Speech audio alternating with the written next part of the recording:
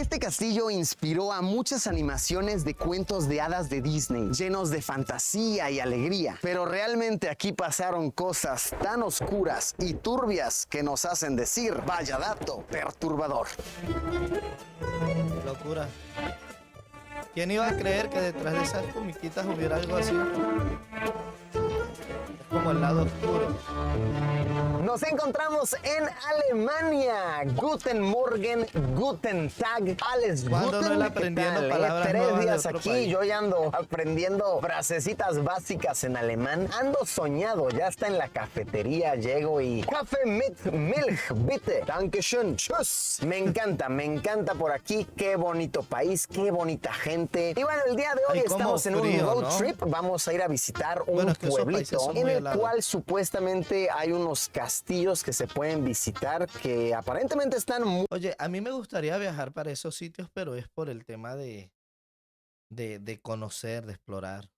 interesantes y tienen unos aires, unas historias algo perturbadoras. Nos encontramos en la ciudad de Múnich o bien München y los castillos que les digo que vamos a ir a visitar son muy importantes históricamente y arquitectónicamente, al punto en que se cuenta que llegaron a inspirar al mismísimo Walt Disney. Hey, mi gente, sean todos bienvenidos nuevamente a mi canal. El día de hoy estaremos viendo Vaya Dato Perturbador de Luisito Comunica, donde estaremos viendo que el castillo que inspiró directamente a Walt Disney, pero nadie sabe el lado oscuro. Así que acompáñame. Para animar varias de sus películas. De igual manera, tienen un pasado algo perturbador. Estuve haciendo algo de lectura, ahorita igual vamos a estar aprendiendo más. Normalmente diría vamos a darle, pero estamos en Alemania, así que diré Lass uns gehen. Seguramente lo pronuncié pésimo. Gente que sepa alemán, corríjanme por favor. Lass uns gehen. Y vamos.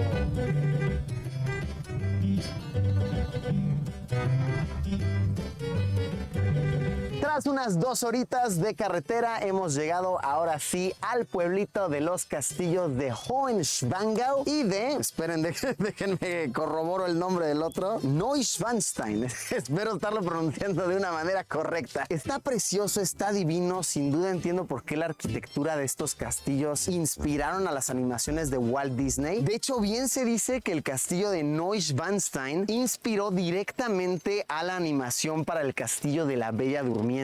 Pero más allá de lo obvio, de lo que todos comentan, ¿no? De la inspiración a Disney y tal, a mí me gustaría platicarles sobre la historia del hombre que vivió en el castillo de Hohenschwangau y que construyó el castillo de Neuschwanstein, el rey Luis II de Baviera, un hombre muy peculiar, muy excéntrico, Tenía cara a de quien malo. se le llegó a acusar de loco, a quien se le quitó su cargo porque se dice que hablaba solo, que deseaba un mundo de fantasía, que quería construirse un planeta de cuento de hadas. Este hombre tiene una historia. Bueno, si te vas a la lógica, no está mal pensar que quieres un mundo tranquilo. Ya de fantasía, como fantasía y eso, no, pero un mundo sin guerra y eso obviamente sería bueno.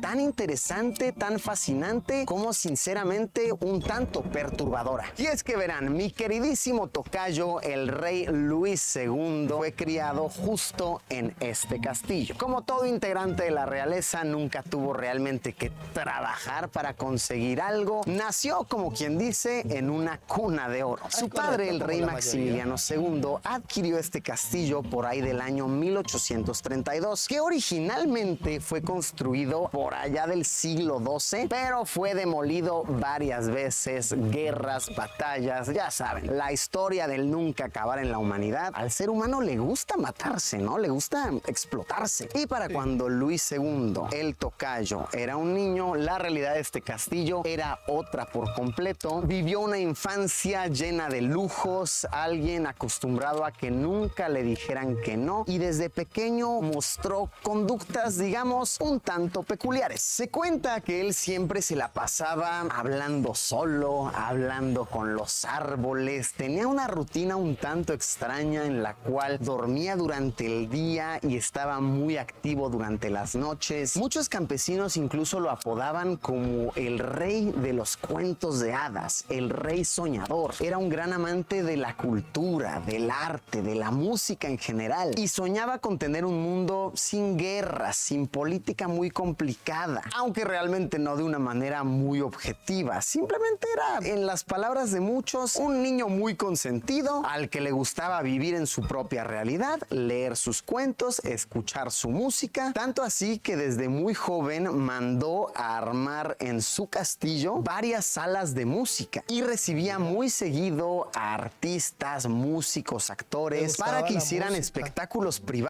Oye, pero súper bien en cierta parte porque le gustaba la música, está bueno. De los cuales solamente él pudiese disfrutar. Cabe mencionar que el Cabrón. tocayo, el buen Luigi, vivió en la misma era que el famosísimo compositor alemán Wagner. Y se cuenta, de hecho hay muchas evidencias de esto, que él aprovechaba su poder y su dinero para hostigar a Wagner con cartas, con favores, con ofertas monetarias, al punto en que el compositor llegó a evitarlo monumentalmente. El equivalente a que hoy tu artista preferido agarre y te bloquea a ti personalmente en Twitter, en Instagram, en Facebook, de todos lados, porque eres un fanático intenso y molesto. Así igualito era el tocayo, nuestro carnal Luis II. Y por cierto, ¿dónde nació el rey, el tocayo? Pues resulta que nació en este palacio de aquí, el palacio de Nymphenburg, pero realmente nunca vivió acá, solamente sus primeros días, primeras semanas, como un símbolo importante porque este palacio era como la casa de verano de la familia. No, vean esto, o sea, claramente una familia súper millonaria. Entonces todos los Imagínate, casa de verano. Pero hermano, ahí vive toda mi generación completa. Sí, mira lo grande que es. No, sí, es la casa de verano.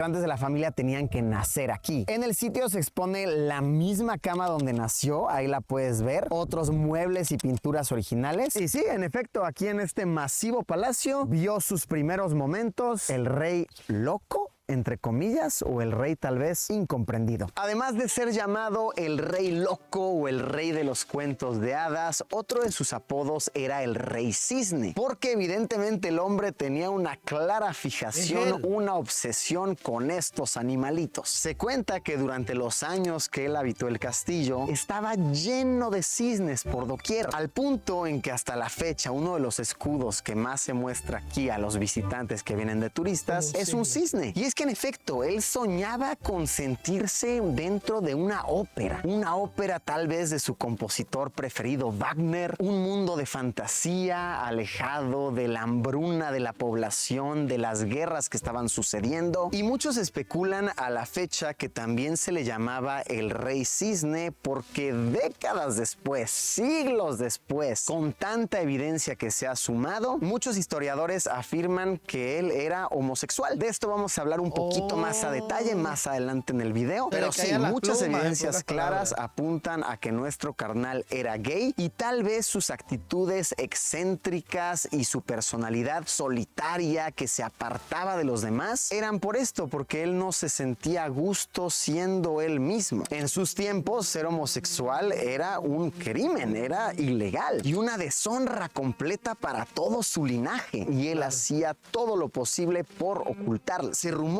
que por las noches solía recibir visitas secretas de hombres que tenían que entrar por las puertas traseras, e incluso se especula que por eso estaba mucho más activo por las noches, porque se sentía más a gusto siendo él mismo en la oscuridad sin que nadie pudiese juzgarlo, y que llegaba a sobornar con buenas cantidades de dinero a su personal, a sus trabajadores, para que estos no fuesen a hablar, a abrir la bocota, porque esto podría costarle toda su fortuna a su familia. También cabe mencionar que el rey nunca estuvo casado ni tuvo hijos. Estuvo comprometido brevemente con su prima, porque claro que sí, casarte con tu prima para mantener el linaje es lo chido, pero este compromiso luego se rompió, y hay cartas que muestran que cuando le escribía a mujeres era muy frío a comparación que cuando le escribía a hombres, que era muy cálido, poético y romántico. Y fue en este castillo que él se inspiró para posteriormente mandar a construir el castillo de Neuschwanstein, quienes muchos afirman que arquitectónicamente es mucho más impresionante, mucho más hermoso, colorido y alegre, pero de hecho sería el sitio en donde se terminaría de desatar su supuesta locura, perdería su cargo y eventualmente terminaría muriendo. Vamos caminando hacia allá para que les cuente más a detalle.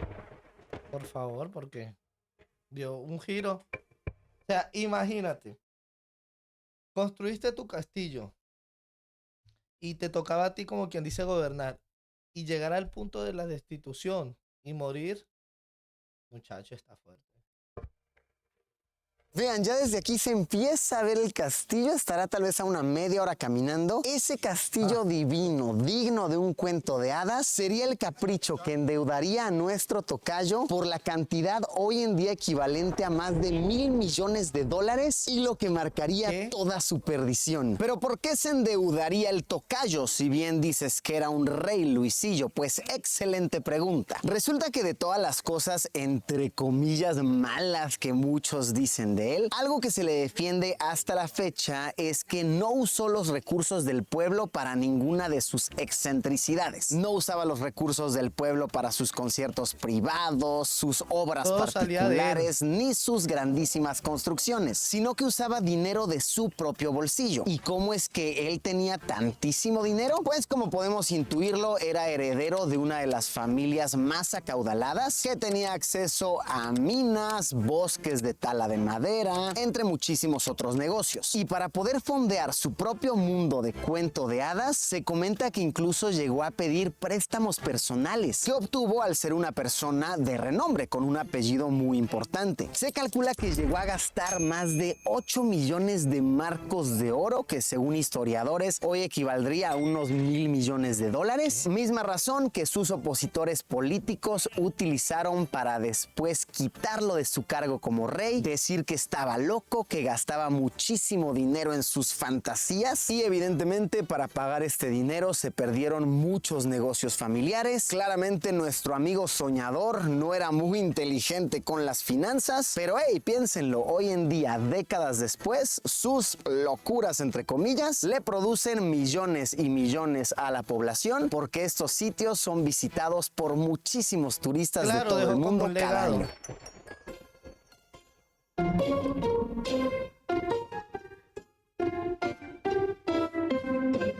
Después de una larguísima caminata llegamos y wow, sí que es súper impresionante. Uno entiende por qué nuestro carnal se endeudó por tantísimo dinero. El hecho de que está construido encima de una montaña en donde era dificilísimo subir los materiales. Las obras debían pararse parcialmente durante los inviernos por la enorme cantidad de nieve. Se estima que a la vez llegaban a haber más de 200 trabajadores dándole día y noche, y lo más irónico de todo es que el rey ni siquiera llegó a verlo terminado, pues a tan solo 17 años de su inicio de construcción, él murió y solamente vio 15 habitaciones terminadas de las más de 200 que tenía planeadas. Cabe mencionar que esta construcción fue nominada para ser una de las 7 maravillas del mundo moderno, pues cuando se planeó era algo súper innovador. Por ejemplo, contaba con agua caliente corriente, que en aquel entonces era como ¡fuaf! El tope de la modernidad.